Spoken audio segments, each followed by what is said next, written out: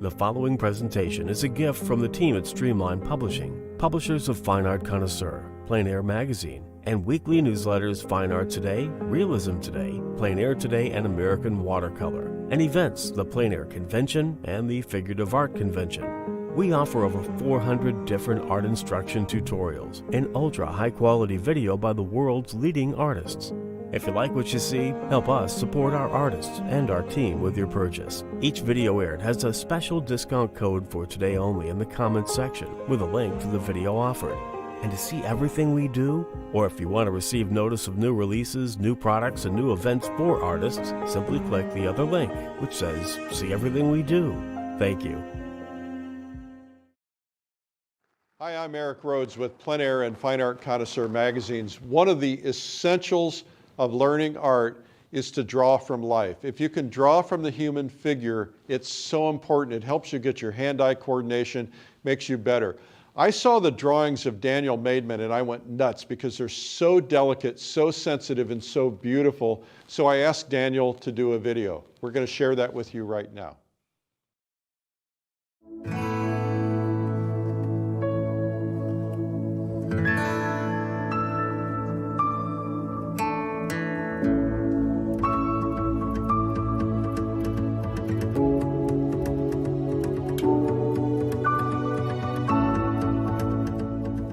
Hey, my name is Daniel Maidman, and I am here today to talk with you about life drawing and to demonstrate a few techniques for you that will hopefully be helpful for you going forward.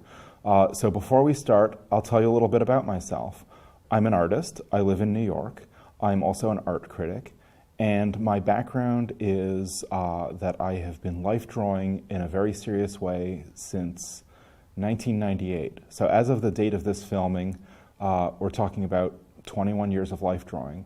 I'm largely self-educated. What happened was that I started out wanting to be a film guy, and that didn't really work out, and when I realized that it wasn't going to work out, my impulse toward film, which was a synthesis of visual and verbal inspiration, broke back apart into visual components and verbal components. So I have done a lot of writing since then, and I've got art criticism published all over the place. You can check the archives of Huffington Post, White Hot Contemporary Art, Blue Review, any number of other places. And I've also become a professional artist. I'm a very figurative-oriented artist, and so my work over the past couple decades has involved hundreds or thousands of life drawings and a lot of figurative painting. Because I'm self-taught, I went on a very long and circuitous path. There are things that other artists know how to do that I don't know how to do, but I have a great deal of, I guess, moral satisfaction with what I do know how to do because I know that I earned it myself. So it took me a long time and I took a lot of wrong turns, but they're all mine. My understanding of life drawing came from studying great artists. It came from endless practice. I also spent 2 years dissecting cadavers through Santa Monica College in Los Angeles and drawing an anatomical atlas on the basis of that investigation. And more recently, some work from photo reference as well. So today we are going to work with two wonderful models, Alyssa and Demetrius. We're going to explore short poses and long poses and what you put into and what you get out of each of them. We're going to talk about when to use your understanding of anatomy and when to set it aside in the interests of making artwork. We're going to discuss light. We're going to discuss how you see what you see. We're going to discuss the tricks that your brain plays on you. And we're going to look at the media that are my favorites, which are a light pencil and a dark pencil on toned paper. I'm really excited to share all of this with you, so let's get started. Okay, so what do we mean by visual cognition? Each one of us has a unique way of looking at the world, and until you've trained yourself in drawing and painting through attentive looking at things, you won't be able to tell how you see things. Let me tell you a story that'll help make it clear. When I was a little kid, I met up with a child psychologist who presented me with a challenge. She gave me a line art drawing of a Celtic knot, and she said, "I'd like you to make a copy of this drawing." And she started a timer. So I started making a copy of the drawing. And what I did was I looked at each individual closed shape in the drawing. I didn't look at the knot overall. And I reproduced each individual shape. And each shape was simple, even though the Celtic knot overall was complex. And I got done with it. She stopped the timer and she said, "I've never seen anyone copy it that quickly." And I thought I was cheating because I never saw the Celtic knot. All I saw were the individual shapes. And it wasn't until I was an adult that I understood that in art there really is no cheating. There are only ways that you find out who you are. What I found out that day was that I see shapes. I see the simplest possible subshapes inside of the overall shape of whatever object I'm looking at. And once I embraced that fundamental quality of my own way of seeing, I was able to begin to build a skill set on the basis of the way that my brain works for looking at things. That is not by any means a universal way of seeing things. Some people see the essential form, the weight, the mass of the form, and they have to build up from form. Other people see lines of motion going through a form, and they have to build on the basis of those lines of motion.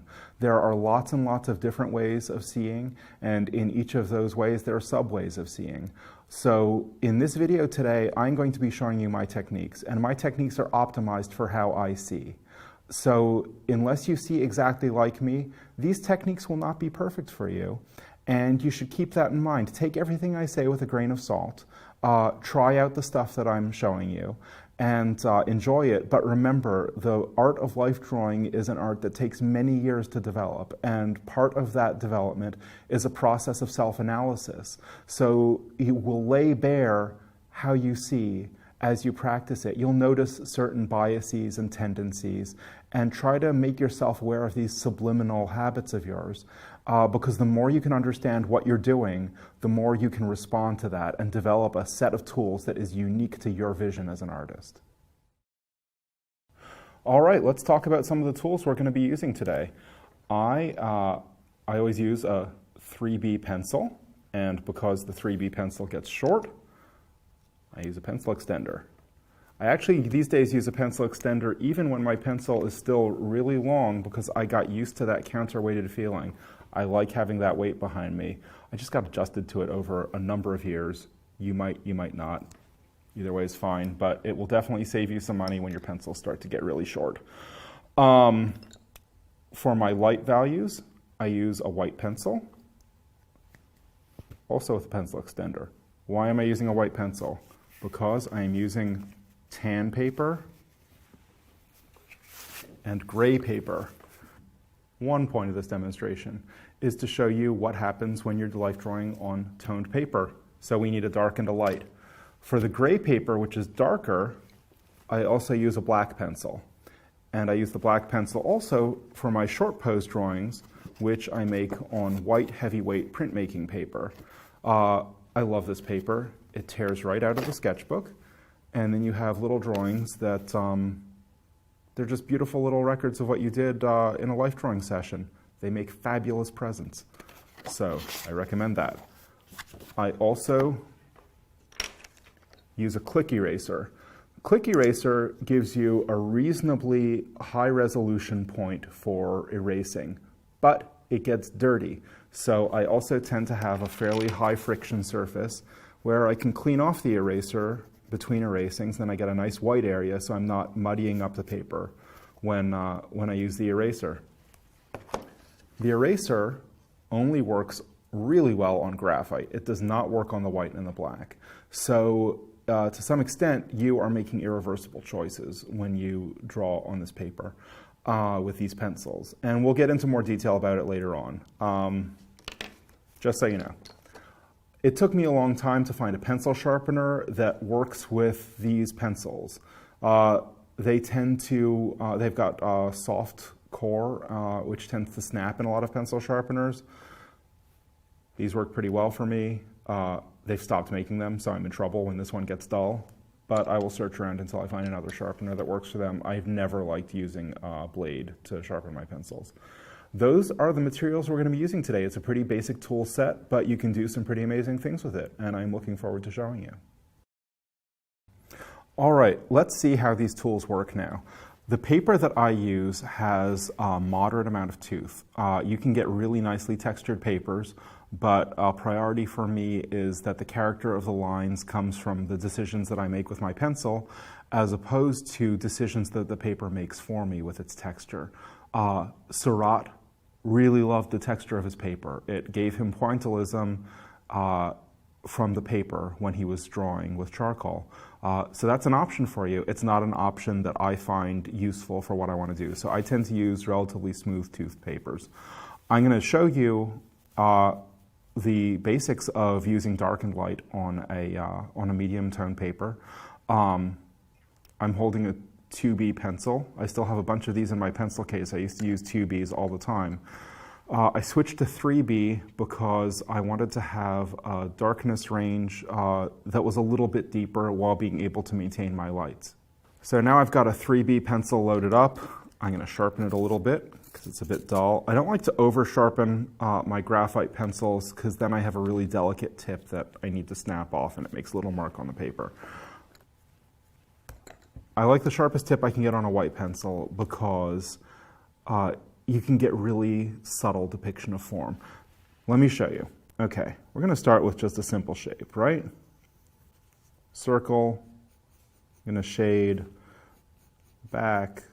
This is not all that exciting, but that's life for you. Just showing what these do. Okay, starting with a sphere.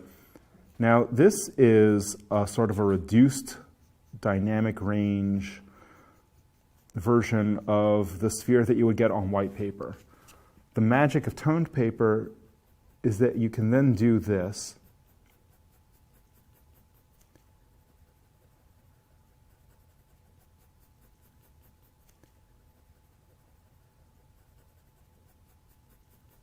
And in a very efficient way, without having to be all finicky about the middle values, you can get a very high character highlight.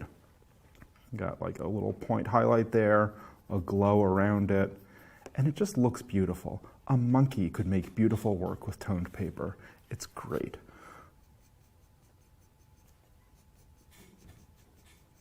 So this is the basic capability of what this paper does. Some things that I'd like to warn you about. If you mix the graphite and the white, you'll get a very awkward cold middle tone. It can't be erased. It cannot be reliably reproduced. I find it almost impossible to work with. When I'm teaching workshops, I always tell my students there are no wrong choices in art, but there are choices that are difficult to work with. I find this choice very difficult to work with. I would recommend that you stay away from it because you don't get these beautifully distinguished darks and lights. Now, the fact that we're separating our darks and lights here means that we have an expressive language that we can pursue. Let's say I have a light source coming from here, a little bit of dimmer light coming from here. So lots of light, a little bit of light. This is an ordinary situation. This is going to be a cylinder. So let's say that the terminator, the line where the light sources end and you get a real darkness, is right here, right? So this is going to be the darkest dark on our cylinder. Now, you're going to know the rule from art class that the lightest light in your filled shadow area should not be as bright as any of the area in your directly lit area. Yeah, it's a rule. You don't have to follow it exactly. But what you can do is make the choice that you're only going to use your white in this area here, right? So you can drop down to pure paper here. And once you have defined this for the viewer as the area that's going to have the white pencil on it, it will all read brighter than this area here. So what you have to do is define your brights here the way you would traditionally do on white paper, by means of defining the darks around them and leaving them light. And then you get to go up into your brightnesses here And that's part of the extreme expressivity that this set of media affords you. I'd like to show you a practical application of that principle in a drawing that I did from two light sources. So this is a life drawing of a wonderful model named Sarah, who I've been working with for several years in New York. I lit her with one relatively hard, bright light over here, and one relatively soft, dim light over here. So a few interesting qualities of life drawing and of the media come to the fore in this drawing. First of all, I'm not following the rule that I just sketched out to you, where you have light white only in one area, and then you use the value of the paper as your highlight in the other area. But I did something like it. I used a soft layering of the white over here and a relatively harder layering of the white over here. So the way that I use the white gives you an idea of the character of the light sources, the relative value and the relative hardness. So you have like very hard highlights along edges of her here, and you have relatively soft regions of brighter value over here. Additionally, and this is not directly apropos, but it's a terribly important principle, I paid a lot of attention to what's called the core, the area where the two light sources both fade off and you get the darkest dark. The eye and the brain are wired to understand form from the character of the core. So that means not only its shape, but its intensity. You see it's softer and more diffuse over here because the forms turn more slowly, but it's relatively harder and darker over here because these are areas where the forms turn sharply. I've been able to cue the viewer to understand all of those volumes by means of careful attention to the core. And that kind of careful attention to the core in the context of really beautiful light to either side is another one of the qualities of using toned paper. All right, now we've looked at tan paper. We're going to look at gray paper next because gray paper has a different set of qualities. The gray paper that I use, which is listed as gunmetal gray in the catalog, is a darker value than the tan paper. It gives you a different set of opportunities and a different set of restrictions. What I like to do, because as we've said, the white and the black pencils do not erase very well. So when I'm laying out a drawing on gray paper, I start in graphite. The problem is, I can hardly see what I'm drawing. I'm doing it a little darker here for the camera, but overall you get a very silvery look because the graphite is just about the same value as the paper unless you're pressing really hard. So again, we start with a circle. Once I've got a sketch that I like, then I will go in my much less reversible black pencil, and I'll follow only the lines that I like. And I'll just either erase the lines that I don't like or leave them, because it doesn't have to be perfect. You are using the black pencil instead of the graphite to establish your dark values. You got to work harder because that paper sucks up a lot of value before you start to move into real darks and real lights. But you'll notice because of the smoother tooth, I can get a much smoother field of value.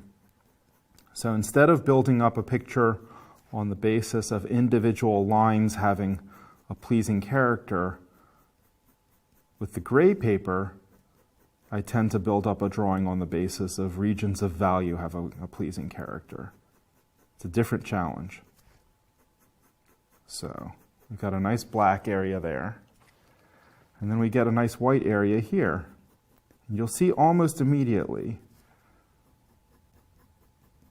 that the whites are kind of exciting because the darks are so much darker. It's very appealing. It won't do all the work for you. You're using a very charismatic set of media, but you still have to learn how to draw well. So that's what we're doing today. Starting anyway. So, we're building up density of this white, waxy pencil on the very absorbent gray surface. Now, here's something you can do on the gray paper that you can't do on the tan paper with the tools that I'm describing. The two types of pencil can successfully interact with one another. You still get a cooler value, but the overall value of the paper is cooler. And the pencils are more compatible because they're both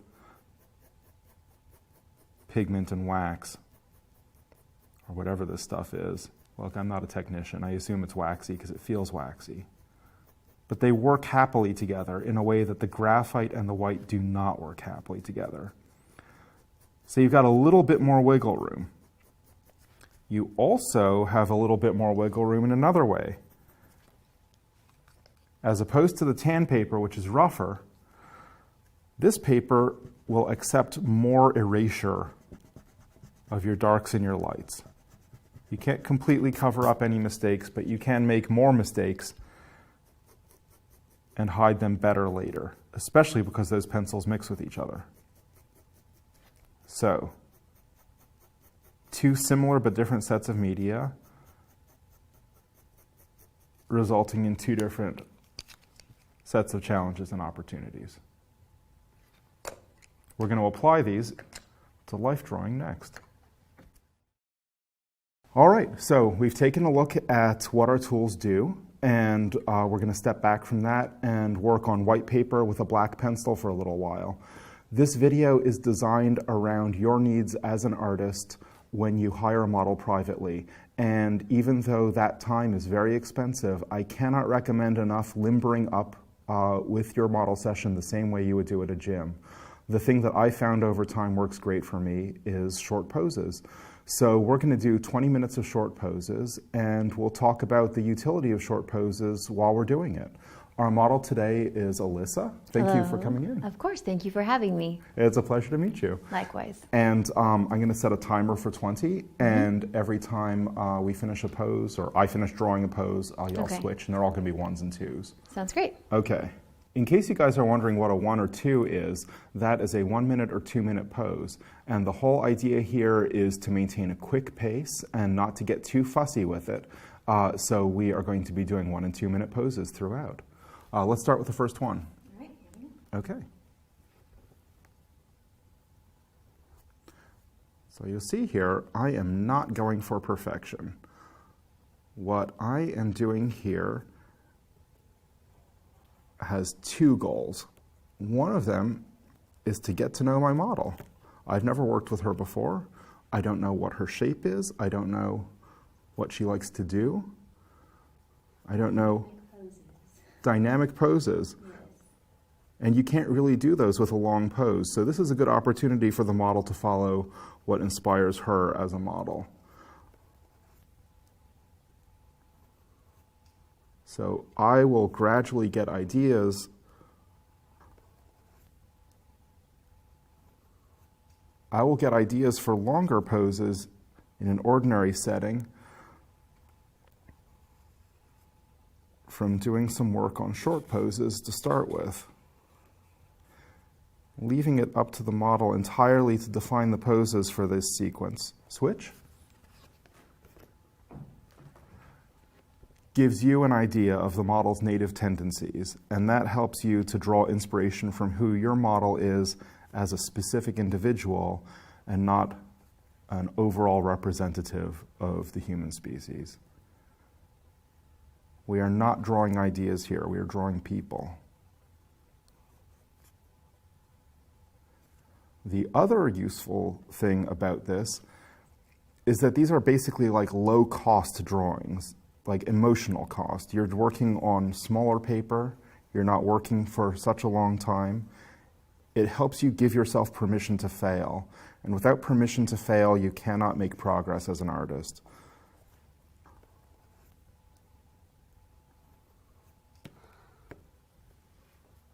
Switch.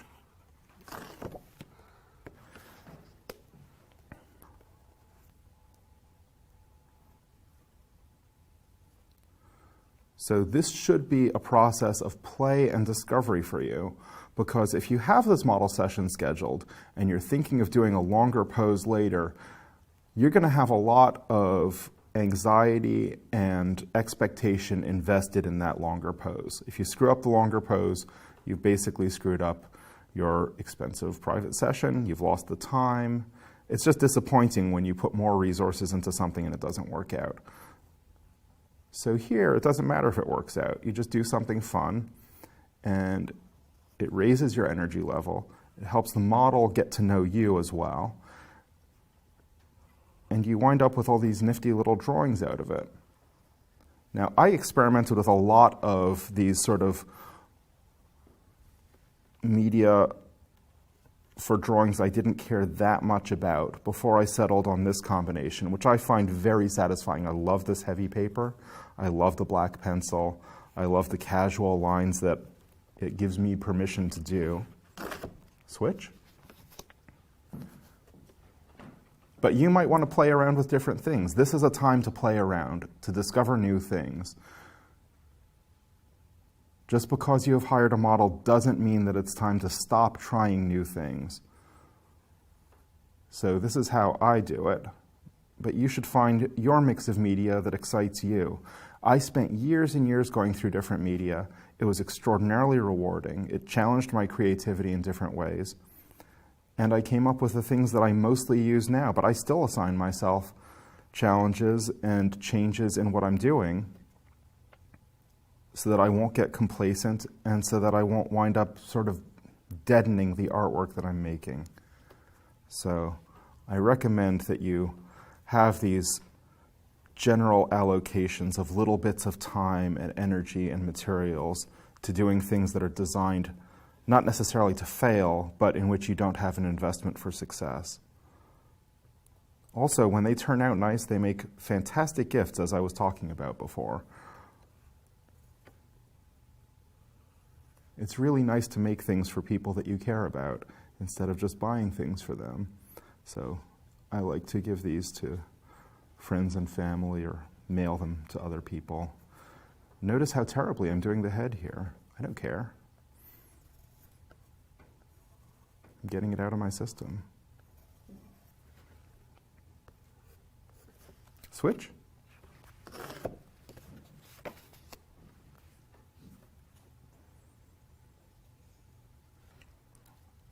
All right.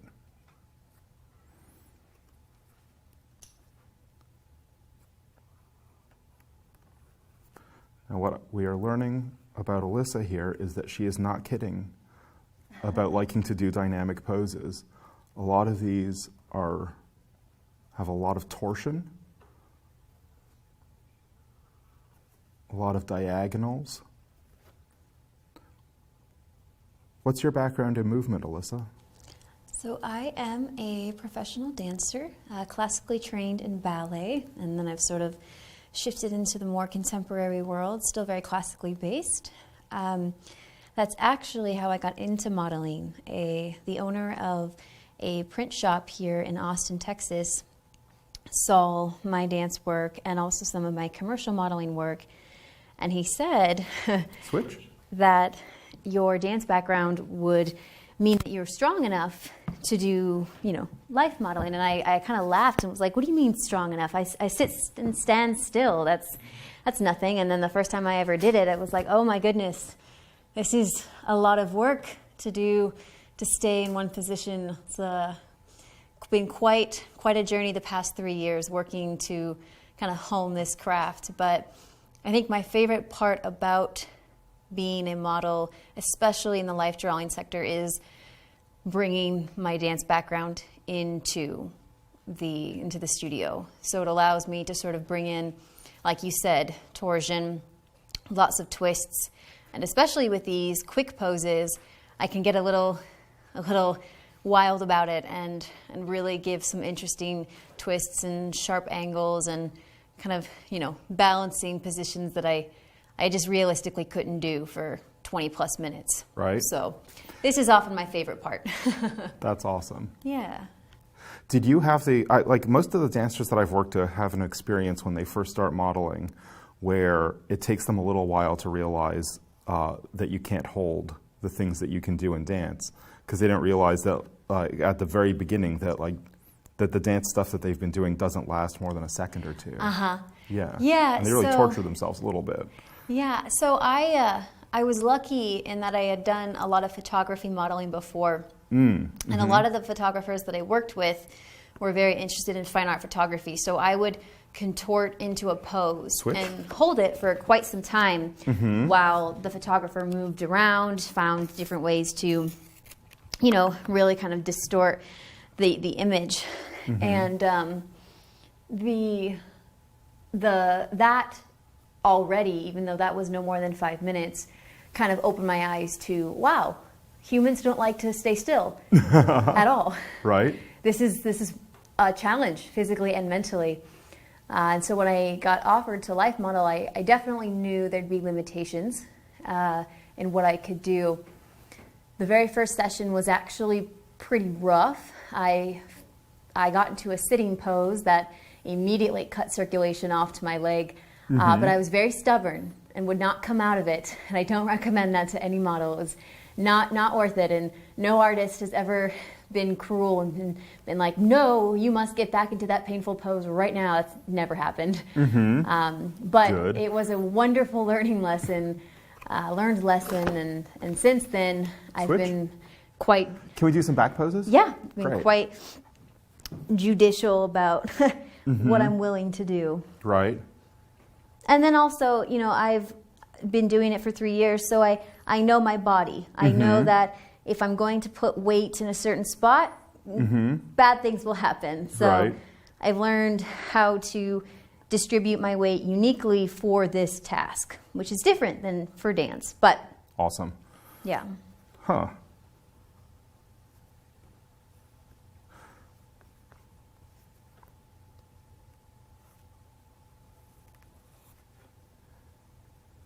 Okay.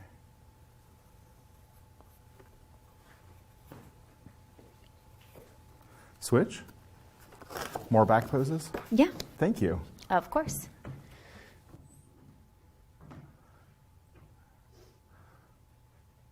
So you can see she is bringing a lot of energy to her modeling, and that is a gift that she is giving to the artists that she's working with, because it's the same as any performer audience relationship, and that goes back and forth when you're in a life modeling session, who's the performer and who's the audience, but they play off of one another, and she's bringing energy and creativity, and that means that it's easier for you to draw out energy and creativity. And that's an exciting thing to have happen with a model. When you are working with people privately, you are going to be establishing a closer working relationship with them than when you're working with them in a workshop. And things to look for are the ability to talk with somebody for a long time. You're going to spend a lot of time with this person, and you want them to be somebody that you like. Somebody that's inspiring also, is super important, but a lot of artists, when they first start out hiring models privately or selecting which models they're going to work with, kind of are stuck on a very narrow and classical set of ideas of attractiveness or of a type that they're looking for. And that ultimately winds up not being all that important. What is important is somebody that helps you make good art. And you can't predict that. It will never be your type. It's just something that you recognize when it happens. And you get that recognition, switch, from working over time with a lot of different models and beginning to recognize in yourself how you respond to models. So a whole bunch of this process of life drawing involves careful self-analysis.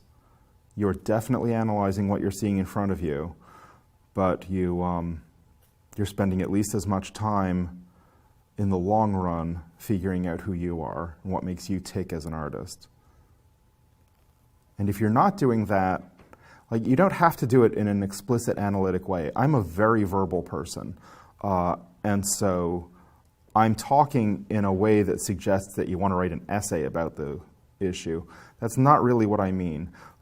You might have a more emotional or intuitive way of looking at it, but being conscious of it and making choices that reflect your goals as an artist and your capacities as an artist is very, very important. So keep in mind that that's part of your challenge going forward. I could do these all day. Switch.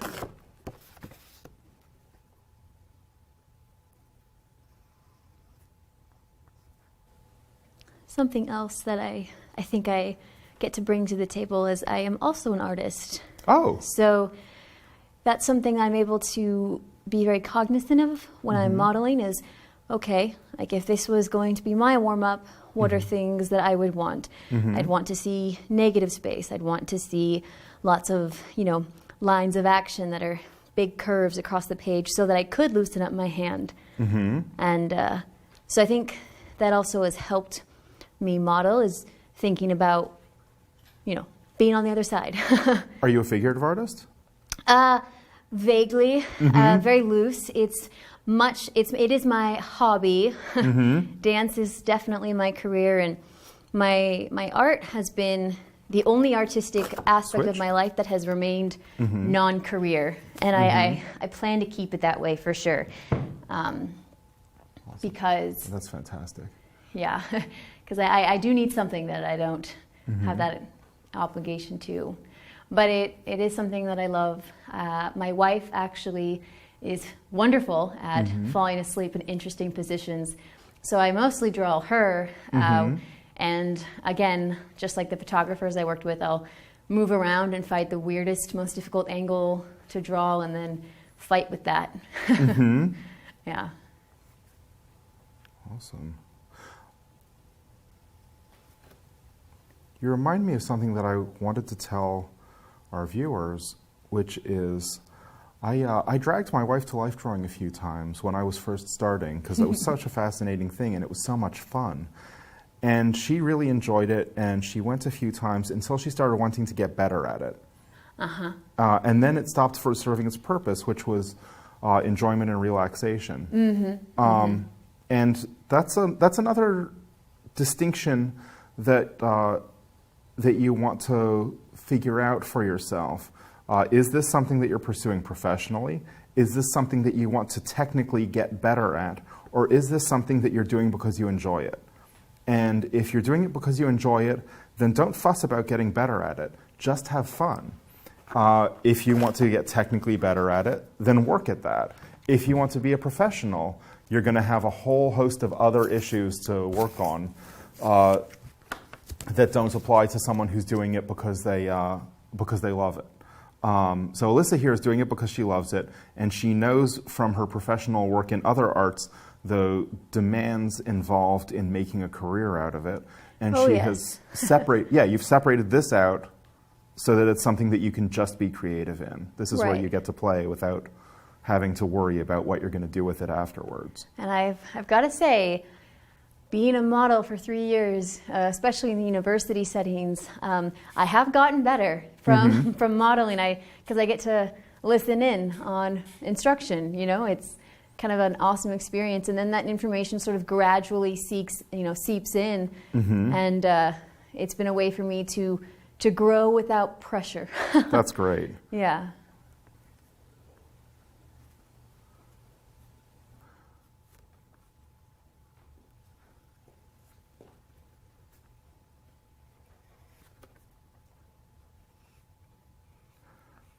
So the idea here is to clarify what you want out of it. Stay in that pose when I tear the paper. I'm going to do a different drawing of it.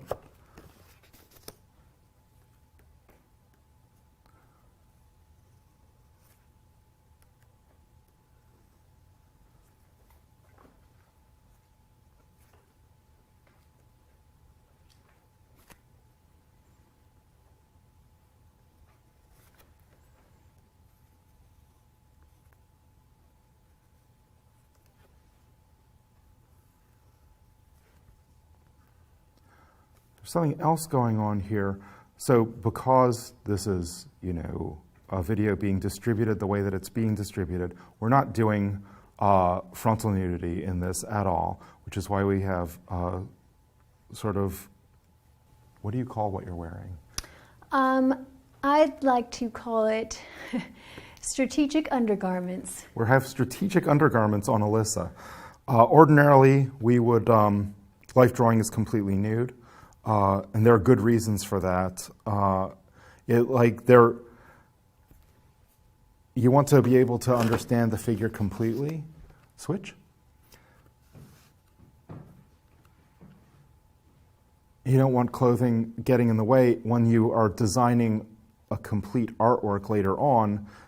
You want to draw on a complete knowledge of the figure. So when you have somebody dressed, you want to be able to understand what's going on underneath. And there's actually in David's tennis court oath, I think, he has a preliminary sketch for it where all the guys starting the French Revolution are depicted naked as Greek sculptures, which is hilarious. But then he has fancy clothing on them in the more finished drawing that he worked up.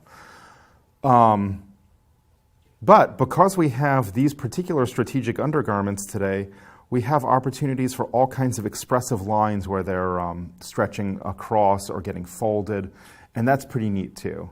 The idea is to just always respond to what's in front of you. If you are getting an opportunity for expressive lines out of the situation that you're in, that's what the situation is offering you. Go with it. It's great. There's always something interesting to look at. Switch. I'm going to screw up her face again now. Faces are understood in a slightly different structure in the brain than the rest of the body. Because we are such highly social animals, we have dedicated... Can we finish this pose? Yeah. We have dedicated sensors in the brain for processing faces. That means that faces present a unique challenge to the artist because the process that the figurative artist goes through in undoing their programming for what they think they see and seeing directly what is in nature in front of them has to go through a second layer of decoding in processing the face, because you not only have your stereotypes of form that apply to all forms, you have stereotypes of form that are forcefully applied to your consciousness by the face processing sensor in your brain. So you have to fight against it often for a long, long time before you can do a decent portrait. This is not a portraiture video, so I'm not doing decent portraits. But it's a different subject. There's a reason that we work for a very long time to get good at drawing faces. It's almost a separate skill. And if that's a skill that interests you, I recommend distinct and specific study in it.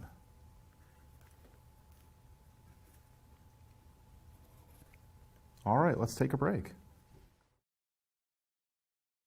All right, so we did some short poses. We got to know our model a little bit. We got our energy up for doing a longer life drawing. And we're about to set the long pose. There are a few topics involved in working with a live model that I'd like to discuss with you now. As you know, I did gross anatomy many years ago, and it sounds silly, but I kind of thought that if you dissected a person enough, you would eventually figure out where the soul was. It was an intuitive idea. I wasn't conscious that I was thinking that. But as I was going through it, I realized that I was expecting to see more than a machine. And ultimately, I dissected the brain, and the brain is a fantastic labyrinth of structures, but it's also just a machine. So in a way, I left gross anatomy after 2 years, still searching for soul. And, you know, you're ultimately going to find soul by carefully working with a living person.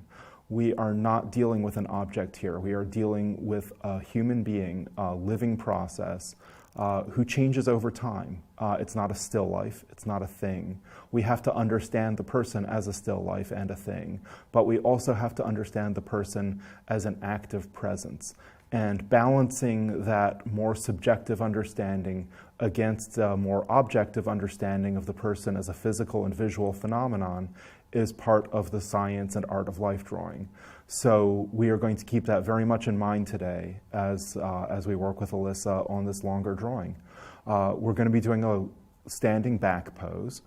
She's in a neutral state right now, and I'm going to adjust the pose until it's something that I want to spend a while drawing. So Alyssa, can you rotate your shoulders a little bit to the right? A little bit less?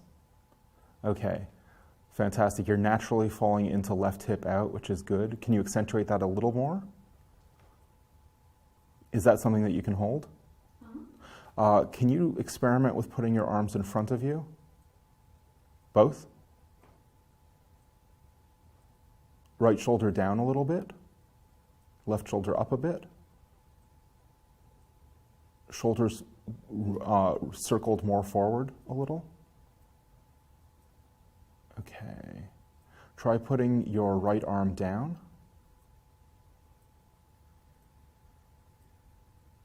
Rotate your shoulders left a bit. Hips slightly out less to the left. Rotate your shoulders right. Can you bring your right knee in a little more in front of your left knee? Like if you have to bring your foot forward a bit. Yeah, more like, yeah, okay, rotate your hips right. Okay. Stop. Both arms down. I think that's it. Is that holdable? Yes. And you'll remember it? Yes. Fantastic. Okay, so this is going to be our pose. Now I'm going to point out a few differentiations of structures that you see based on superficial anatomy. And after that, we're going to get down to some drawing. So I'm going to go over to the model, and I'm going to point out a few things. Okay. Our fundamental structure types that we're looking at on a life model are, well, everything's covered in skin. Underneath the skin, you're going to have closer to the surface fat, bone, and muscle, and in a few cases, tendons. So what we have here is a ridge of muscle, and what we have here is a protrusion of bone. Up here, bone. Here, erector spinae muscles holding up her back. Here, more subcutaneous fat. The ways that I'm not an explicit anatomist. I've been exposed to a great deal of human anatomy, and I've looked at individual structures, but I'm not analytic about it. I know what I'm looking at, but I know what I'm looking at because of the evidence of the visual details that are right in front of me at any given time. So for instance, I know this is muscle because it's long and because it has a fairly focused highlight. That means that the structure around it turns quickly from one moment to the next, and that's characteristic right over here of muscle. This little pointy bit here I happen to know is where bone is pressing up against layers of muscle and fat underneath the skin. Bone will tend to give you little point highlights. Fat will give you a nice broad region of value that changes slowly because fat undulates slowly. We'll talk about the meaning and structure of cellulite later on when we're covering male and female anatomy.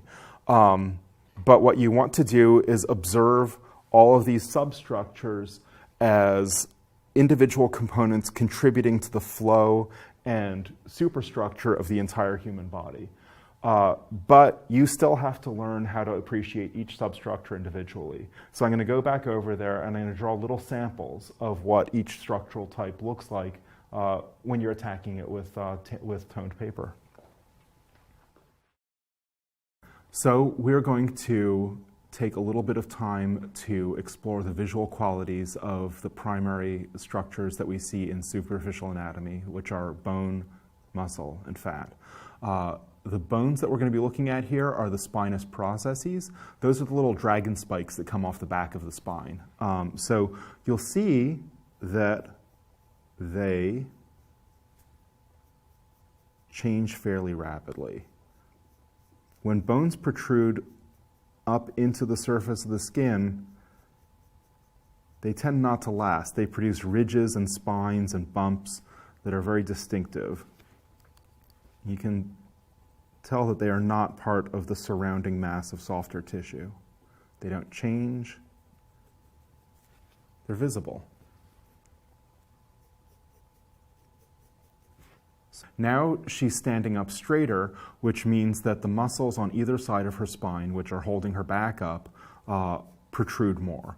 So they have some qualities in common with bone, which is that they tend to have very focused highlights.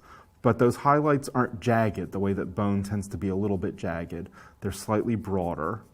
I've got the spine here, and then we've got that deep divot where the spine has receded into the flesh, but then we have this shiny region here where the muscle bulges up through the skin while it's supporting her back. And as you can see, the higher up you go, the broader that particular muscle gets and the softer the highlight gets as the form begins to turn less quickly and it becomes more diffuse. And this is characteristic of muscles. If you look up around her shoulders, you'll see lots of little muscles everywhere. And they all have this same set of characteristics.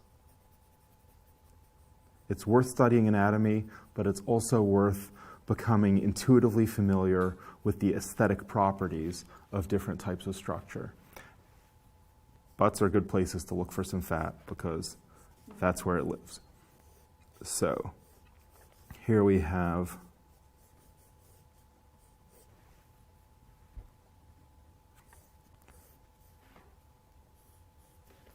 all right, so this is a very loose drawing of her left butt cheek. I'm not going to shade it because it would take all day, but I'm going to jump to the fun part, which is putting white onto the paper, because one of the great things about toned paper is when you go with that white, you can very, very rapidly begin to define forms by how light bounces off of them. So as you can see, compared with the muscle and the bone, we have a broad, flatter region of value here. Now, I'm going to grab my eraser because I see got a very faint line here, and if I start mixing out the white, as I warned you, I'm going to get a nasty cold gray that I cannot erase.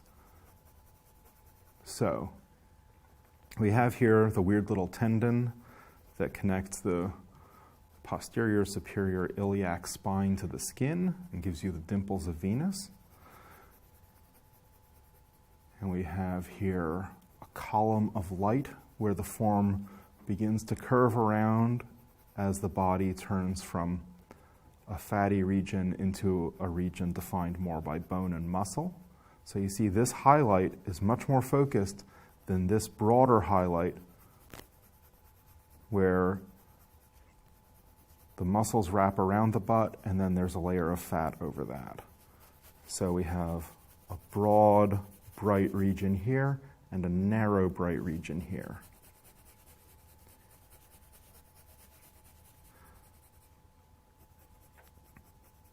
There's always a bit of a conflict in the mind of a person drawing the figure between their analytic understanding of what's going on and their direct observation of what's in front of them. I tend to fall slightly more towards the direct observation end of the spectrum, as you would expect from my tendency to see things in terms of small shapes. But other people naturally see things more analytically. You'll have to figure out where you are and memorize an appropriate amount of anatomy. I've memorized very little anatomy because I understand that I'm looking for the aesthetics of different substructures, and then I'm looking for how those substructures exist in the individual person in front of me. The anatomy of people does have universal characteristics, but it is also surprisingly varied from person to person. So you want to remain open to that so that you're not drawing a generalized figure, unless that's your goal as an artist, which is perfectly legitimate, but it's a choice that you have to make. There are no wrong choices, but there are choices that you didn't make on purpose, and you want to make all of your choices on purpose if possible, because you're working with expressive media. If you're not expressing something, there's almost no point to doing it. Anyway, that's pretty much of a demonstration of how fat, muscle, and bone work, and we're going to move on to doing a fully developed life drawing. So we are going to begin the long pose now.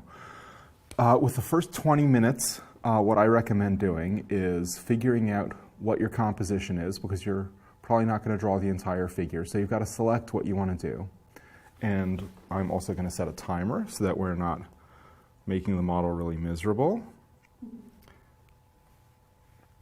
And I'm going to take a look at the pose. This is a 15 by 11 inch sheet of paper. It's not enough to fit the entire figure unless I make the figure really small. And I really like to get into some detail and the meat of things, so that means that I don't have the option of doing everything. I'm going to start blocking in the big shapes. You're going to probably have a little bit of trouble seeing this on camera because I'm using the pencil very lightly so that I am not committing to these decisions. Don't worry about it. The image will get clearer and darker as I get farther along with the drawing. Left hip out a little bit. Great.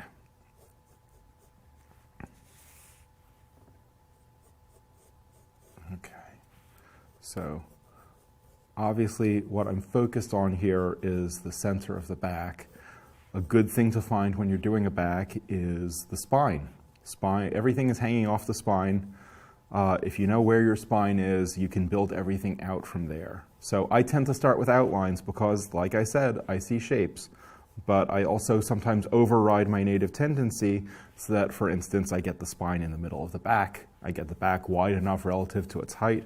You see here, I made this side a little bit narrow because I was just looking at the shape of the outline. This is why I start out light, because I'm going to need to fix it later. And while you can erase graphite on this paper, almost all papers will eventually respond to excessive erasure by starting to hash up their texture, and then your drawing is really screwed. So you want to minimize erasure even when you have the option to do it. So you see, starting to get the shape of the back. All artists also tend to have weaknesses. One weakness that I have is that I cannot find the shoulders. This means that when you go from like basically nipple to here, front or back, I tend to squish it a little bit. It comes out funky. And since our goal today is making a drawing that looks good, I'm not going to challenge myself. I'm going to do what I'm good at. So we're going to be doing the back and the butt and the hips because I know that I can do a good job with those, and I can show you the general principles without winding up with a really clunky drawing.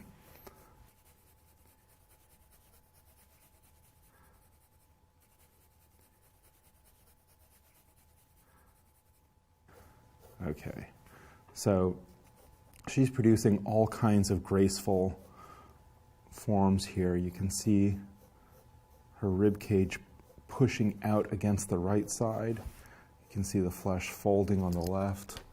Those are all such exciting things to draw, and I'm really looking forward to the next part of what we're doing, which will be rendering.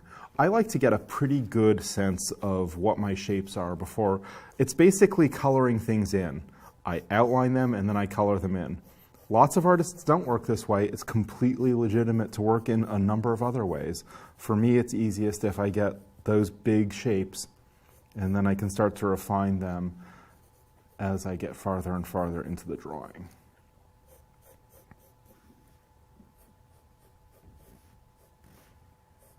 I find this set of shapes extraordinarily elegant, so I just really like drawing it.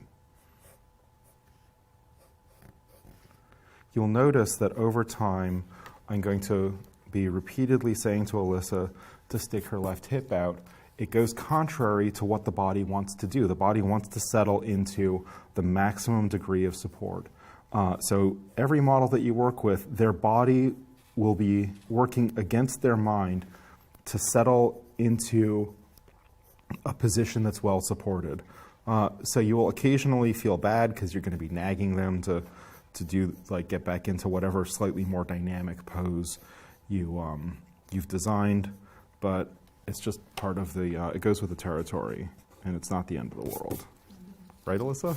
Yeah, okay. Very correct. And it's definitely not taken as nagging. It's a big part of the long poses is the mental challenge. And a lot of times to endure through a longer pose, you get into a hypnotic state. And what naturally happens with that is, like you said, your body begins to settle, and it happens so gradually that you're unaware it's happening. So then all of a sudden you'll notice, oh no, this pose is different. So to have the auditory reminder to kind of get back into the more engaged position is welcomed. Okay, that's good to hear. Along those lines, torsion, where the body is twisted, the body will seek to untwist itself. So a great thing you can do in setting up a pose for a model that has torsion is to give them things to anchor their limbs against, because that will help them to distribute the stress of supporting themselves onto the limbs that are in a torqued position. So for instance, if you want to have a seated torqued pose, give them a back of the chair to hold on to. It helps them to have that hand on the chair like that. So even though their body is going to naturally go back like that over time, it does give you a longer window when they can maintain that torsion without trying to do it like this. Because if this is what's going to happen if you leave them like that. And that's not their fault. That's the human body saying, why am I doing this for a sustained period? I'm not designed to hold like that. As you can see, we're getting towards a blocked-in drawing.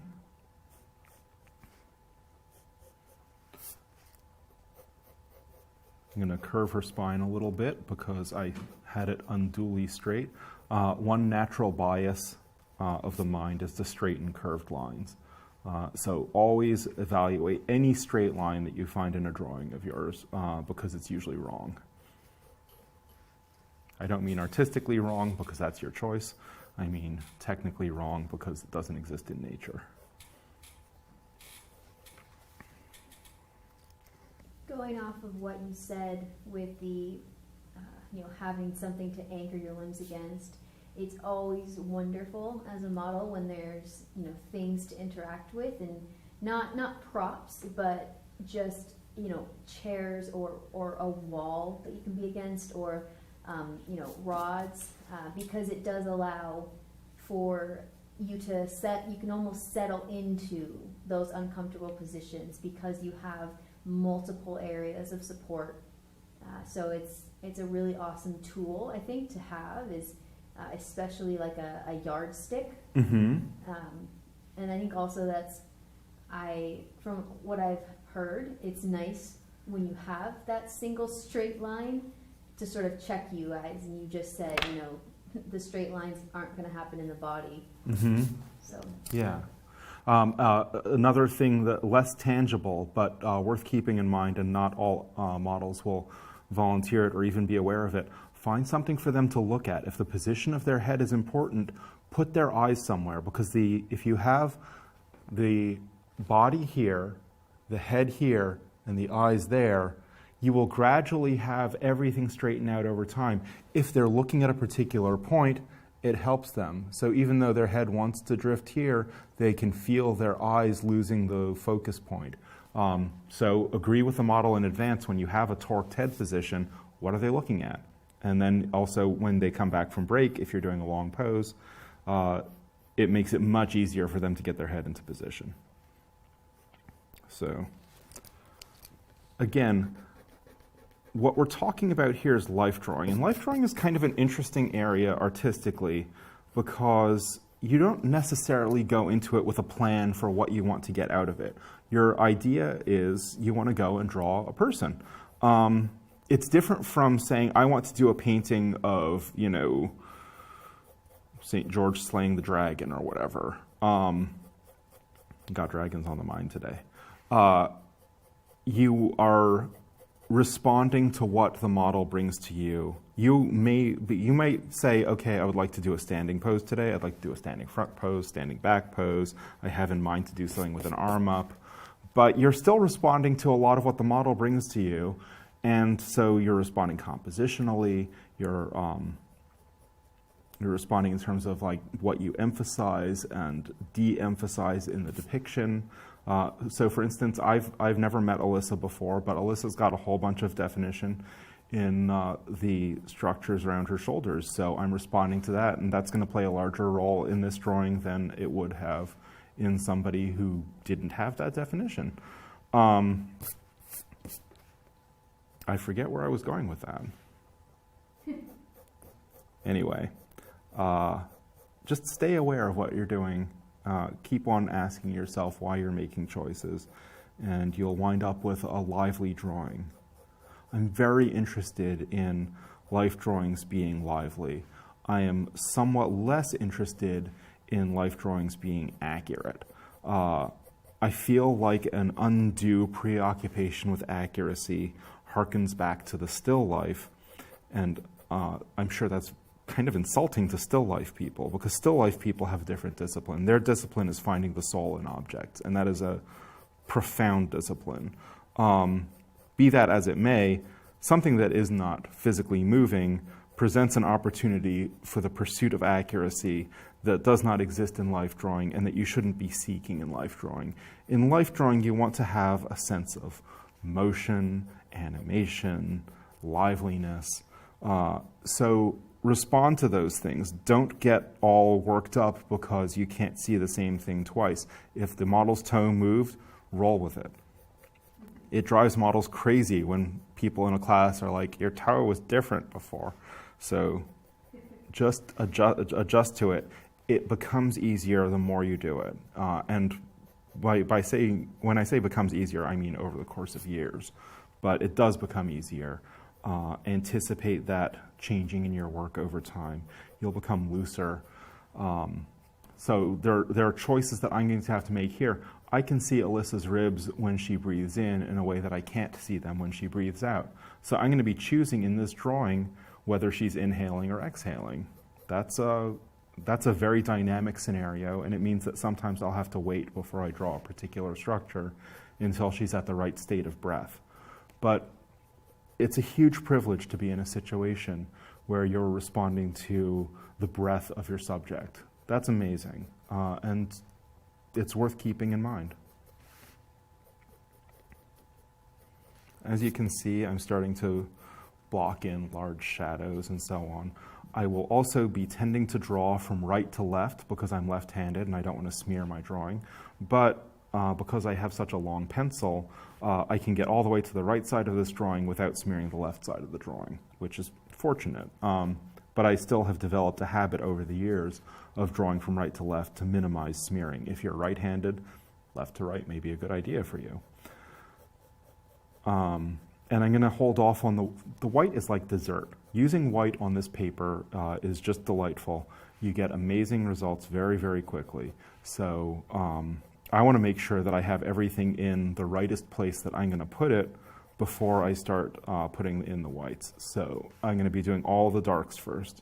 And as you can see, it's starting to show up more clearly on the camera because the more I refine the drawing, the more I am allowing myself to get darker with the values until I get towards the ultimate maximum contrast range that I'm going to be trying to get with this drawing.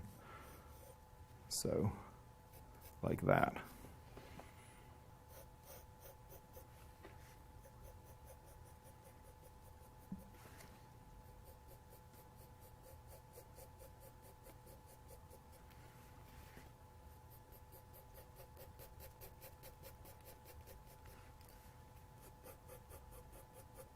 Okay, what I'm drawing here, this is interesting. You see there's a bulge here and a bulge here, a bulge here and a bulge here. They're very characteristic on women, less so on men. This is where the iliac crest of the pelvis, the upper ridge of the pelvis, is pushing out against the skin. And because the pelvis is wider in women, it also moves the femur outward. So this is the pointy outy bit on the outside of the femur, which is, I think, the greater trochanter. And that protrudes outward, producing the second bulge on women's hips. And then there's a greater angle of the femur inward towards the knee in women than there is in men because the top of the femur is forced outward by the hips. So we'll see that more explicitly later in the video when we're comparing Alyssa and our male model, Demetrius. But we're seeing it here. Part of what we read as the extreme gracefulness of the outline of a woman's back is the broadening of the rib cage, the in-curve of the waist, and then those two bulges from the pelvis and the femur. If you look at early versions of, I think, the Apple Newton, which was their failed handheld device, it's quite explicitly the outline of a woman's back. Super elegant device, but nobody really understood handwriting recognition software yet, and it didn't work out for them. But it was really pretty.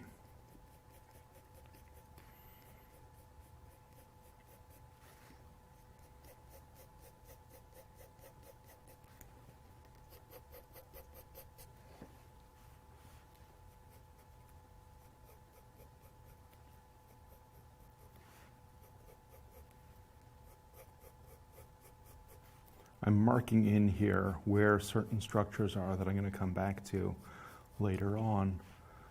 I don't necessarily need to do that, but it's like my safety blanket. I wind up erasing half this stuff anyway. But I just want to make sure that I know where I am and where everything else is. I do this in paintings as well. Paint right over it.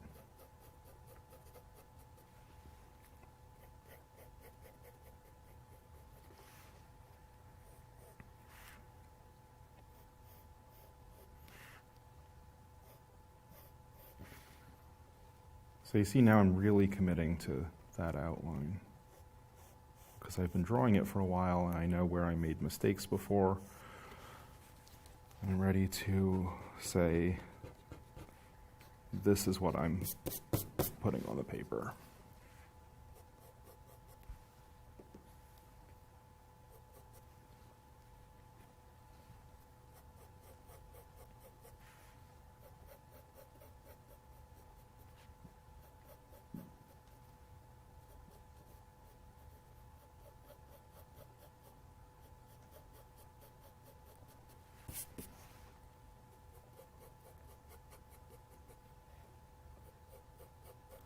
This process of refinement will go on for a while, and it will invisibly segue into the final rendering of the overall drawing.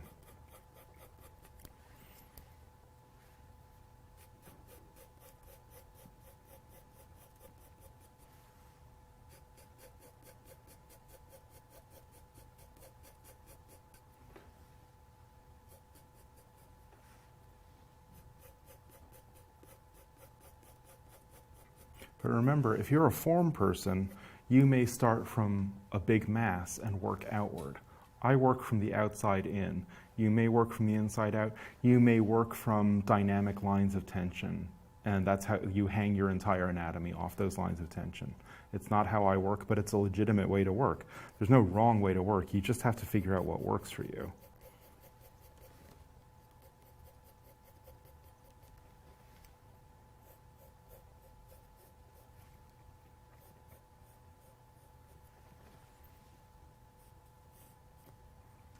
Something that I'm doing here is I'm being very careful about this cast shadow outline, because the cast shadow would naturally tend to fall into a straightish line, but it's not only interacting with the protrusion of the buttock that's casting the shadow, it's also falling over the irregular surface of the leg that the shadow is being cast onto.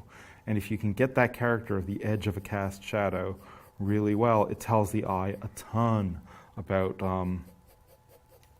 the object that's being depicted. So you want to pay attention to that. So you'll see it more clearly later on when I do the white here, but this plane here tilts up. So the shadow goes rapidly across it. We'll continue for just 1 second. This plane here goes in, so the cast shadow slows down in its progression across the back of the leg. Then this plane here tilts up again, and the cast shadow speeds back up on its way over to the inside edge of the leg. So that's been 20 minutes. We're going to take a little break because you need to give your models a break, and we're going to continue with the rendering of the drawing in a second. Hey, would you like to win a beautiful painting worth almost $3,000? We've got a beautiful Joe McGurl plein air study that he's done of the sunset in Maine. It's gorgeous.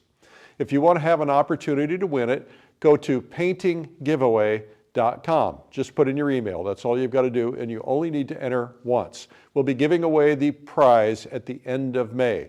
Go to paintinggiveaway.com.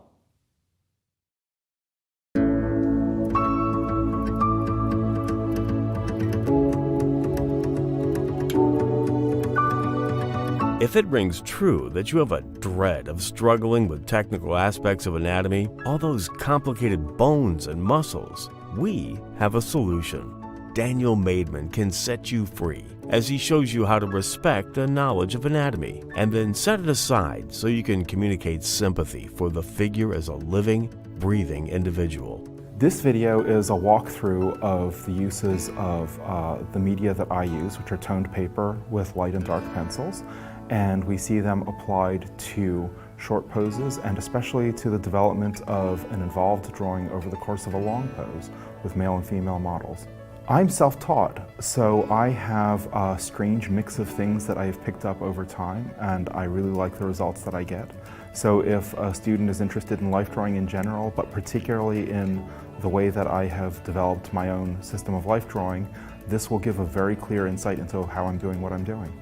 At all levels of your artistic journey, good drawing is the foundation for creating beautiful figurative drawings and paintings, regardless of style or medium. Top thing is how to plan out and execute a long pose life drawing on toned paper. After that, I think the qualities of this particular set of media, how to do a certain amount of self-analysis to figure out how you're seeing what you're seeing, and how to override what your brain is telling you that is not necessarily helpful for your work. Next would be how to relate to a model, how to draw a model as a living person, and how to channel an experience of the model as a living person and not a still life object into your drawing. And finally, a few thoughts on how to transform the raw experience of perception into artistic inspiration. This is your chance to enhance your art by infusing master touches with artful authority and new dimensions of clarity. I'm hoping that it will have something to offer people at all stages of their development. So for an absolute beginner, they would get to see what the process is like. And I hope that, I really believe in the way that I draw people, the way that I interact with them as people, and also the way that I am drawing them as life drawing subjects. What Daniel has discovered in his life drawing quest is available to you too. Beyond the knowledge you gain from this video, Daniel has a single secret word of advice: practice. In his case, it has paid off amazingly. With this video, Enhanced Life Drawing, you can count yourself among the fortunate to have learned from a modern-day master, such as Daniel Maidman. Available on DVD or digital to view on your computer, tablet, or smartphone. Order Enhanced Life Drawing with Daniel Maidman today.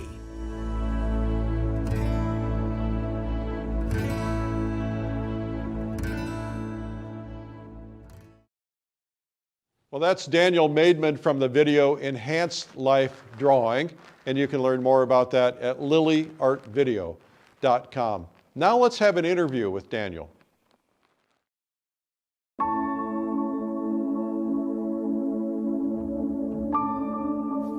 Hi there, my name is Jennifer Balkin, and I'm from Fine Art Connoisseur, and I'm here today with Daniel Maidman. Hi, Daniel. Hi, Jennifer. I'm really happy to be here with you today. This is pretty exciting to get to interview another artist. I'm really glad to finally meet you in person. Yeah. All right, and I hear you had a great day yesterday demoing. It was a lot of fun. Awesome. Yeah. Cool. Well, I have some questions for you today. Sounds good. How old were you when you started drawing? I am aware of having been drawing around the age of 3. I think it probably started a little earlier than that, but there are photographs of me drawing at that age, and I have a few drawings left over from then. Oh, so that's fun. I think my whole life is probably the answer. Mm. Yeah. Were you influenced by a parent, or was there somebody in your life that showed you a little bit about drawing? My mom's an artist, and so She was an active artist up until I was about 10 years old, and then she had to take a long hiatus as an executive in order to help support the family. And she's recently retired and gone back to full-time art. So that's so nice. I'm really happy for her. Full circle. So how would you describe your style of drawing? I have this friend, Erica Johnson, who is a wonderful artist, and when I showed her the anatomical drawings that I was doing, she said, I like these more than I like other anatomical drawings because even though they're very crisp and scientific, they're lyrical. So I guess what I would hope for in my drawings is maybe lyrical realism. So something that's recognizably the real thing, but with some sense of the poetic or the graceful about it. I love that because it's there's life in it. It's not. I mean, I think there are a lot of good technicians out there, but they lack. Well, lyrical. That's a beautiful word to describe it. It lacks life and something dynamic in it. So yeah, and that's what I'm drawn to in your drawings. How would you define, I mean, this might be related to what you just said, but how would you define your aesthetic? What do you think makes you different from other artists? It's interesting. I am envious of almost everyone that I know who's good at what they do. And it doesn't have to be something that I do at all. I'm envious of your color patches. I'm envious of those technicians for their incredible ability to just nail shape and value. I really like a lot of the sort of like impressionist stuff that we're seeing from people like Martin Campos and Gage Oakdenbrow.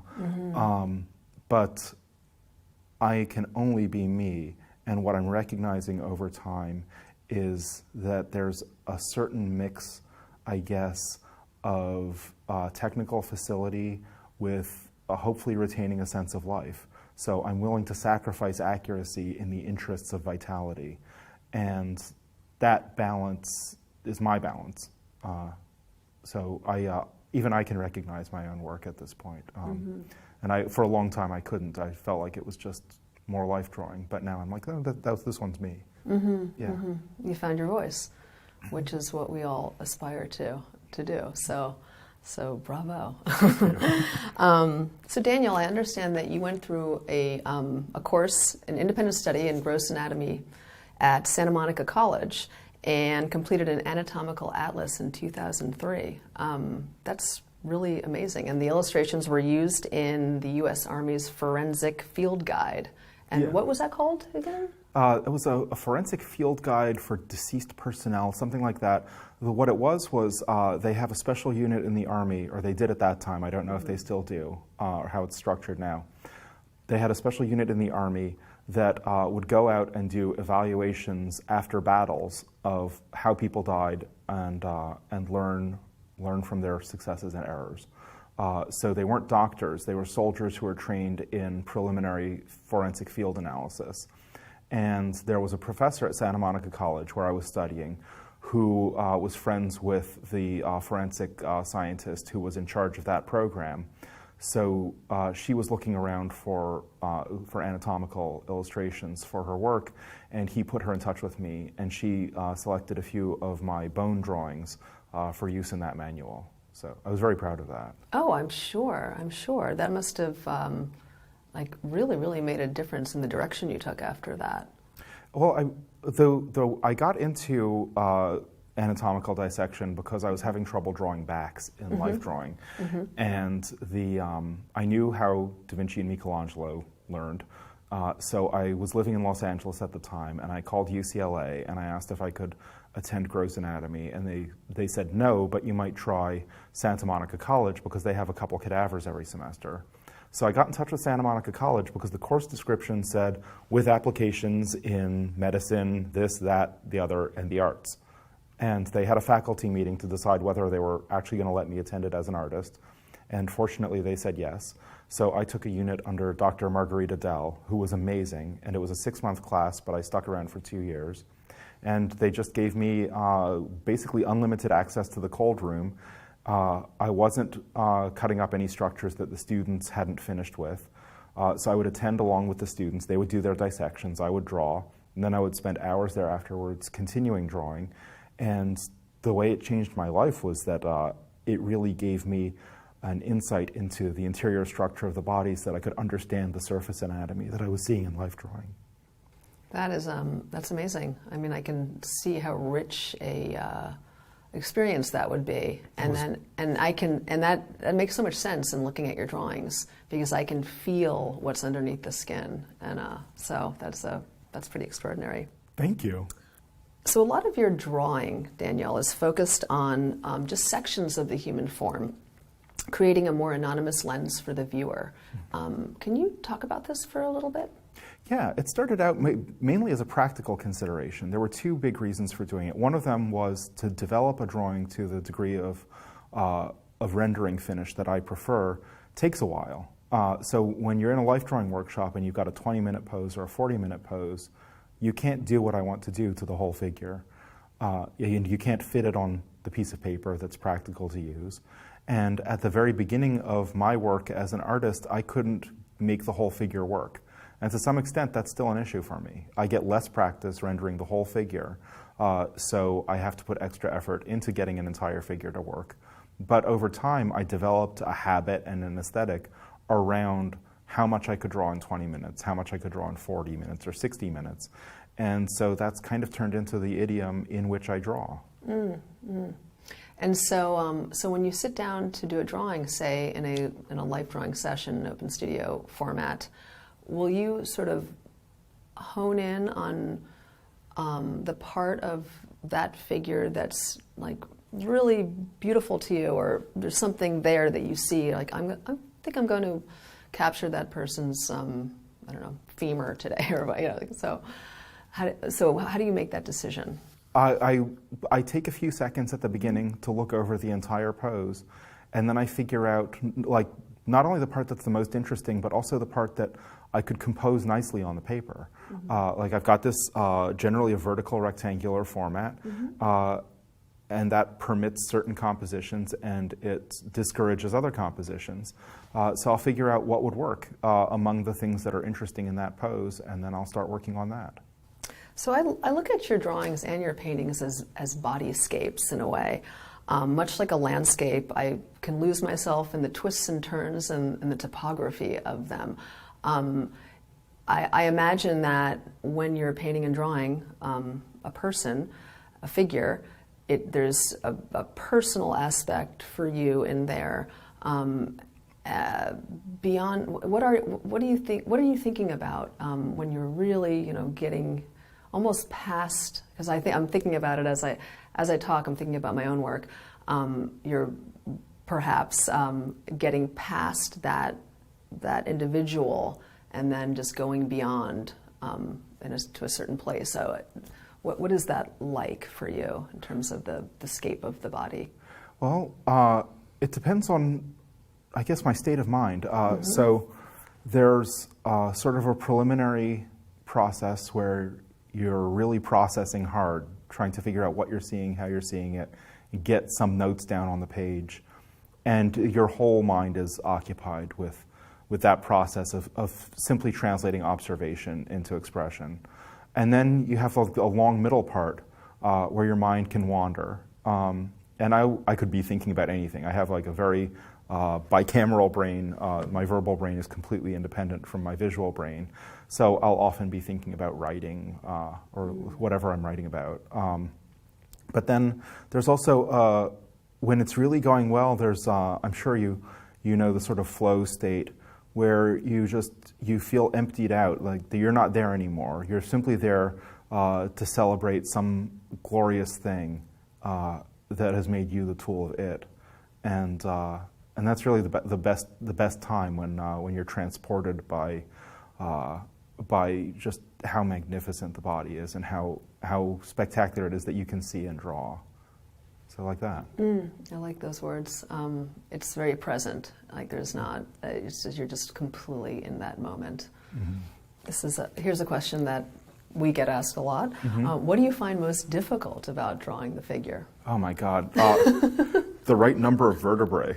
That's really hard. Also, if you've got like somebody who's bent over a little bit and you can see all their ribs, you got from here to here to fit X number of ribs in, and spacing them properly so they don't all crowd up on one side that's tough. It never gets easier for me. Oh, I'm sure. Yeah. Oh my gosh. What do you love most about drawing the figure? When you start to get a sense of the real presence of form, and this took me a long time. I used to shade all my brights to the same degree of brightness across a figure, top to bottom, and all my darks to the same degree of dark across a figure, top to bottom.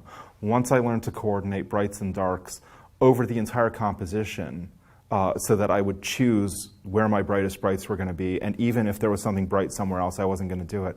Then it started to really push the figure out of the page and give us a sense of a living presence with us in that drawing.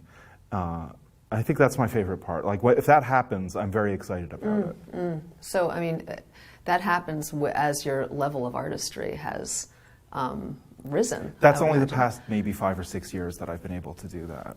Yeah. That's exciting. Yeah. It sounds, I mean, it's much less formulaic, you know, it's basically responding to what you see at that moment and how to best describe it. So this is probably related, but do you think your work has changed much over the last several years or since you began? Yes. Well, I mean, I couldn't draw at all when I began. I obviously, I think I had genetic potential to get better at drawing, but it wasn't developed, so the drawings were not good.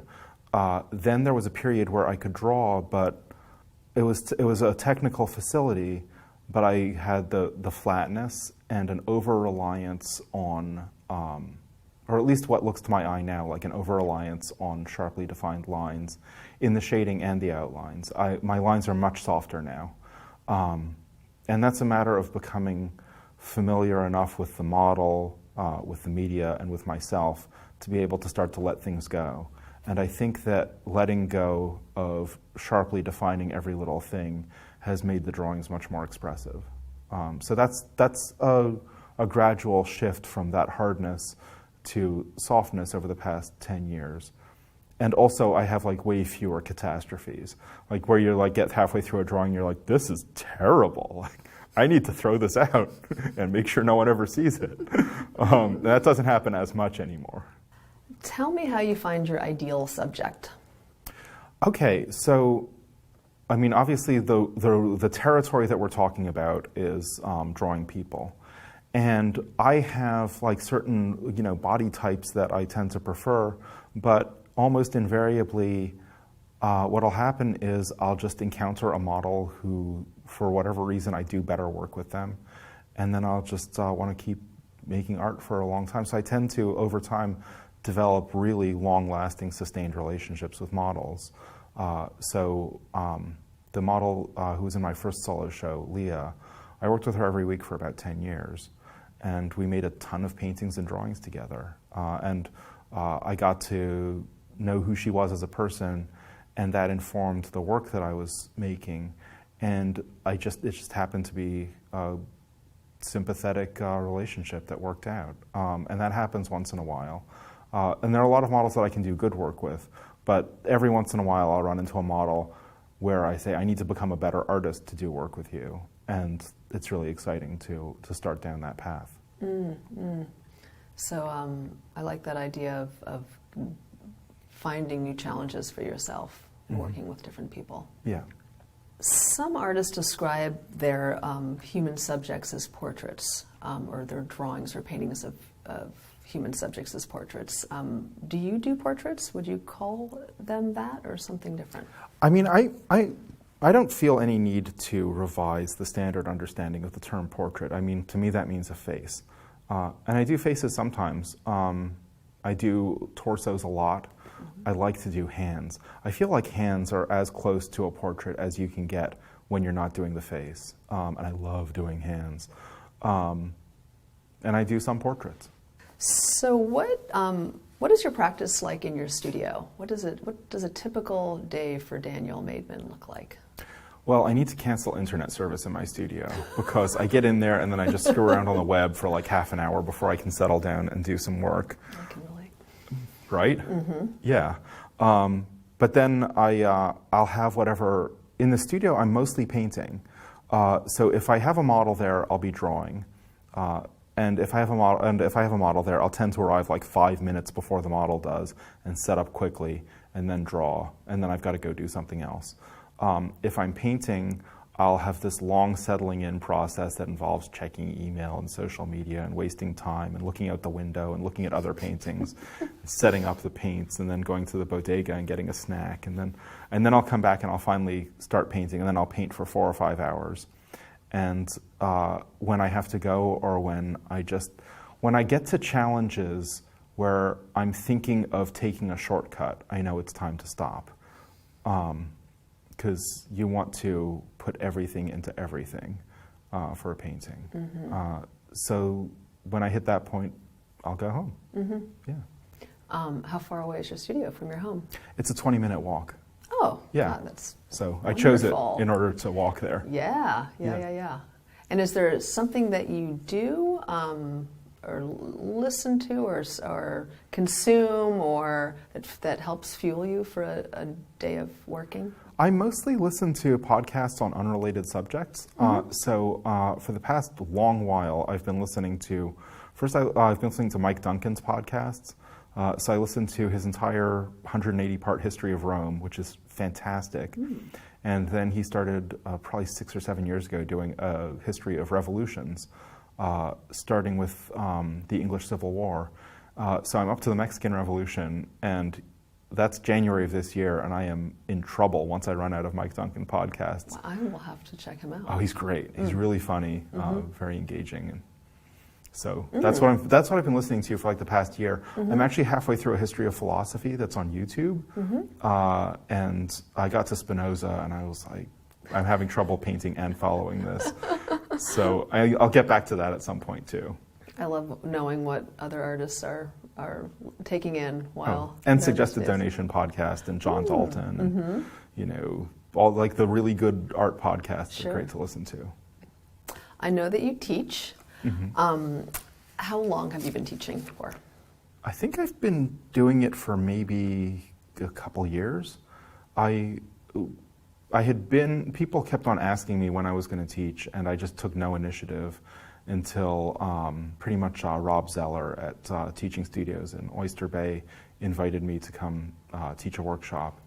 And it went really well. I had a great time. So I've done a few more of them since then, and I'm expecting to do more of them in the future. I really enjoy it. I guess the first question is, what do you think your students get out of an experience and having you as a teacher?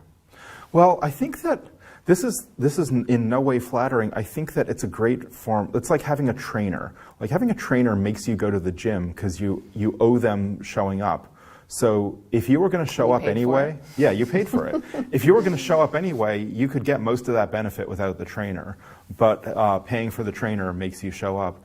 And I think workshops, in a way, allow people to cordon off some time and say, I'm going to make some art in whatever region of art making that they're interested in. So if you go to one of my workshops, you're definitely spending a day or two life drawing, and you might not do that on your own.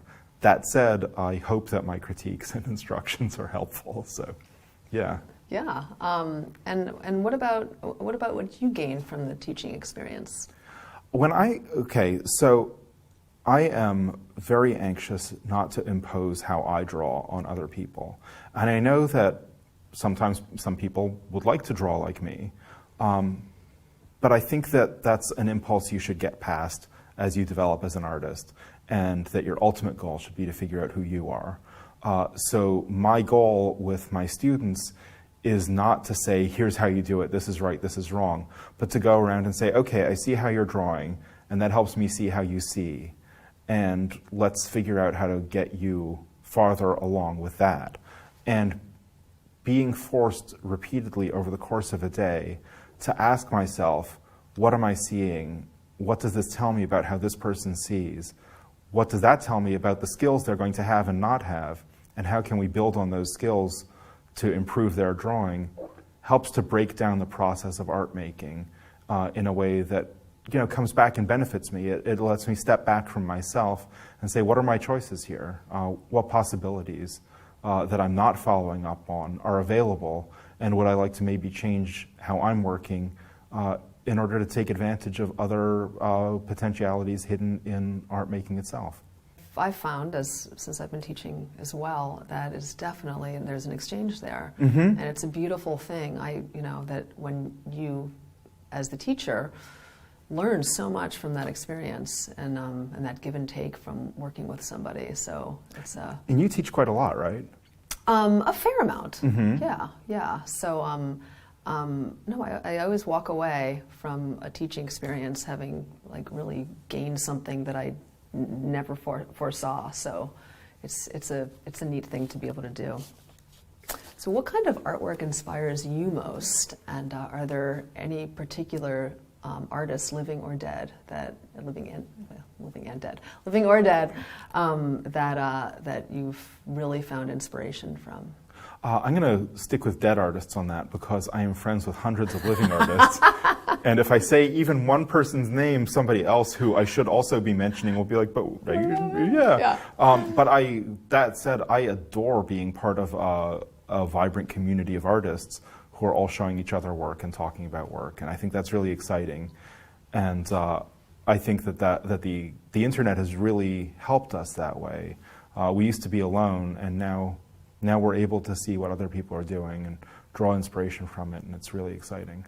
As far as dead artists go, it's always been kind of the same. Da Vinci, Titian, Michelangelo, Bernini, to some extent Sargent, Velázquez. I mean, nobody surprising. Like these are all tremendous painters. Mm-hmm. But I really, for some reason, I have like a lot of a sort of a subjective sympathy with Titian that exceeds like any reasonable role he should play. He just speaks to me. So.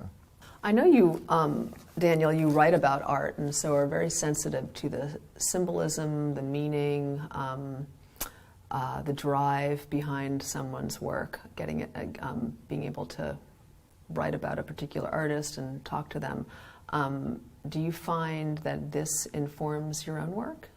It does, and it's a lot like the case of the students. It alerts me to other possible paths, and even if they're not paths that I ultimately want to go down myself, it reminds me that there are many more choices available than the choices that I'm making.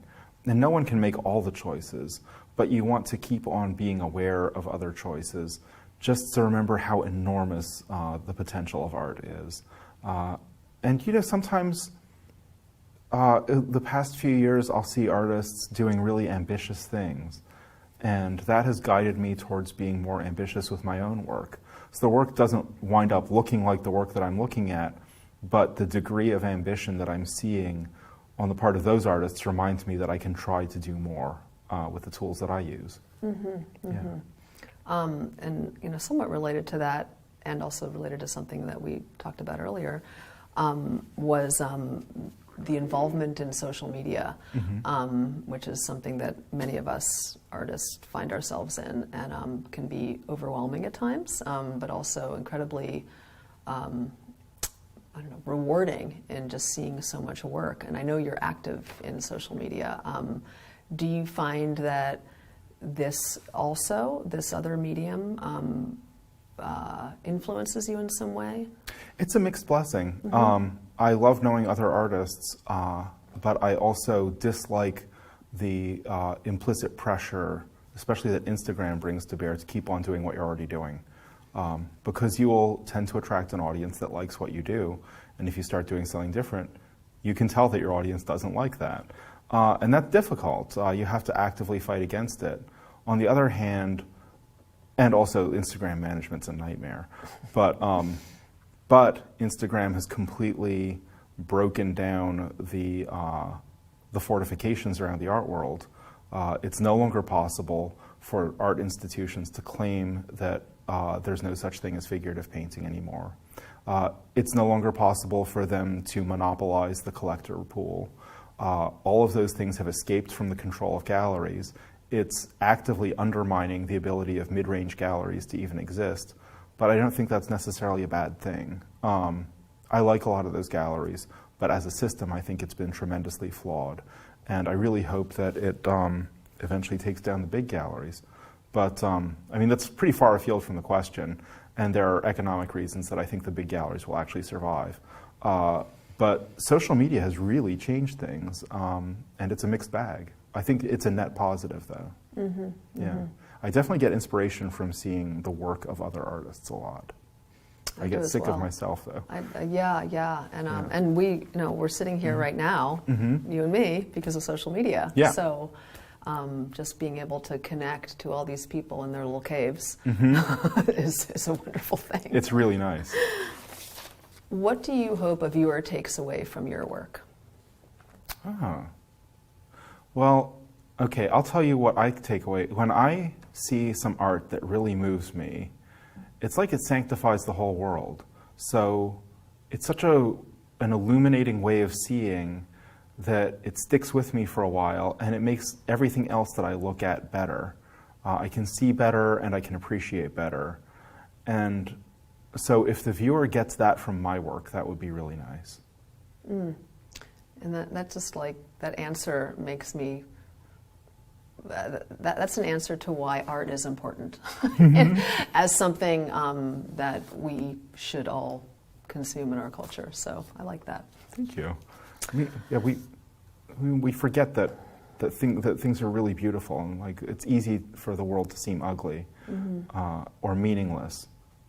And finding meaning and beauty everywhere it's a skill, and art can help train you in that skill. What do you think is the most important thing, or one of the most important things, in drawing and or painting that you've learned in the last 10 years?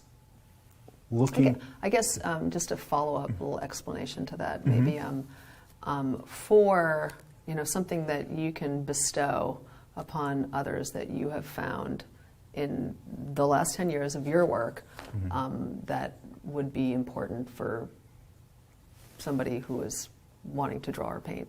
Oh yeah, sure. Practice. If you want to either get good technically or get to the point where your own style presents itself to you, like there are a few people who are super lucky. Egon Schiele and Henri Matisse are super lucky because they have a unique style that comes out immediately before they even know what they're doing.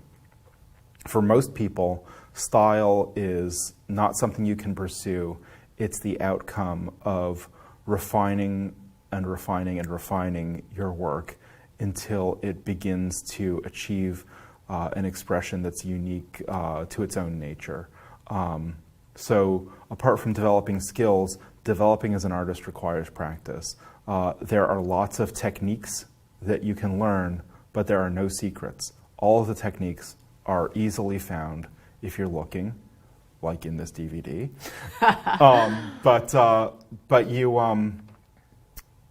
But you have to follow through on them, and that's just a matter of putting in the hours. So in the past 10 years, I've started to see what putting in those hours yields, and that's very exciting. And I think that anyone can access that if they care enough about it. So what are you working on now? I'm working on a bunch of large paintings for a solo show that I have probably in the past by the time this is being watched. But these are kind of a new thing for me. I was doing one of my figurative paintings with an experimental palette of titanium white and Portland warm gray. And I absolutely loved this like very narrow range of values that were kind of warm, and you could get brights and sort of half dims. It felt a lot like my drawings. And I was like, this is such a miraculous palette that I could see doing things that aren't the figure. And so I started developing a bunch of paintings where they involve landscapes and backgrounds and trees. Did you hear that? Yeah. Daniel's doing something other than the figure. Yeah. And I'm really excited about those. Like they're much more narrative than anything I've ever tackled before. They address emotions in a more direct way than I usually do. And I'm excited to show those to people. And I'm excited to keep on painting them. I'm not going to finish with this in time for this show, so I think there will probably be a second show a few years down the road. So this is an exciting, different direction. Yeah. And actually, I'm going to be building on some of the stuff that is coming into my head from listening to podcasts. He has a long section on the failed revolutions of 1848 in this Revolutions podcast cycle, and it put me in mind of how revolutions start and then don't succeed. And I'd like to do a cycle of paintings depicting a failed revolution somewhere in Middle Europe. So I've been, over the past few years, I'll collect news photographs that really strike me, and I realized that I could rearrange elements of those into a narrative. So there will be a series of narrative paintings of the beginning, middle, and end of something that didn't work out in the worst possible way. Wow. So that's what I'm kind of hoping to do over the next 2 or 3 years. That sounds really different and exciting for you, and creating new challenges for yourself, which is, I think, something like really, really important for artists to keep growing. Yeah. So. Absolutely. Yeah. And lastly, I don't know if it's so much a question for you, but I read a piece that you wrote entitled "Do It Wrong, Do It Wondrously Wrong" online for medium.org. And I just love what I read in that piece. Just to quote some of your words for our audience here. You wrote, "But I also want you to know that in art there is no wrong. Everything comes down to a choice." And I think, and you had this conversation with a student who was doing something, I suppose, technically wrong, and you didn't want to intervene too much as to take some of his potential voice away from what I was understanding on that. Yeah. And I think that speaks a lot to the idea that we can become masterful in our technique, but as far as finding a voice and something that's you, what makes you, what makes Daniel, that's something more than technique. So I just found that really powerful, and we've talked about that in the last 45 minutes or so. So thank you for the interview and for enabling me to learn more about you. So thank you so much for coming in today and for putting all that time into researching me and coming up with these great questions. It is such a pleasure. Indeed. Thanks, Daniel. Daniel's a very smart man and a very good teacher and a great person to teach you life drawing. That's from his video, Enhanced Life Drawing with Daniel Maidman. You can learn more about that at lilyartvideo.com. Thanks again for watching. I'm Eric Rhodes.